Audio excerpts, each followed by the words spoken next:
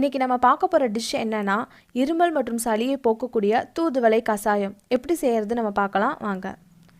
சிறிதளவு பூண்டு எடுத்துக்கோங்க. ஒரு 10 வெங்காயம் எடுத்துக்கோங்க.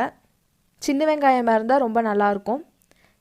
சிறிதளவு சீரகம், ஒரு தக்காளி எடுத்துக்கோங்க. தக்காளியை நம்ம கட் பண்ணி வச்சுக்கிறோம். மீதி இருக்க எல்லாத்தையும் சிறிதளவு மஞ்சள் தூள் சேர்த்துக்கோங்க. மீதி இருக்க எல்லாத்தையும் நம்ம இடித்து வச்சுக்கிறோம்.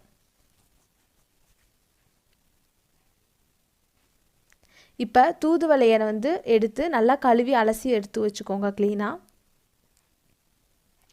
இப்போ கடாயில் ஒரு செம்பளவு தண்ணி எடுத்துக்கோங்க. இப்போ நம்ம எடுத்து வச்சுருக்க தூதுவளையை அதில் சேர்த்துக்கிறோம். சேர்த்துட்டு இப்போ நம்ம இடித்து வச்சுருக்கோம்ல இந்த தக்காளி, சீரகம் அதையும் எடுத்து இதில் கலந்துக்கிறோம். கலந்துட்டு இதை ஒரு 10லேருந்து 15 நிமிஷம் வரைக்கும் நல்லா கொதிக்க விடுறோம்.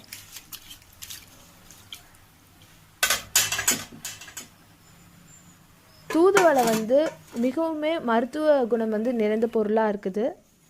இந்த தூதுவளை கஷாயம் நம்ம குடிக்கிறதுனால நமக்கு சளி, இருமல் இது எதுவுமே எல்லாமே முற்றிலும் அத்து போகிற அளவுக்கு வரும். இப்போ அது நல்லா கொதிச்சதுக்கப்புறம் உங்களுக்கு தேவையான அளவு உப்பு சேர்த்துக்கோங்க. மிளகு வேணுங்கிறவங்க மிளகு பொடியும் சேர்த்துக்கலாம். சேர்த்துட்டு வடிகட்டி எடுத்துக்கலாம். இதோ நமக்கு ரெடி ஆயிடுச்சு.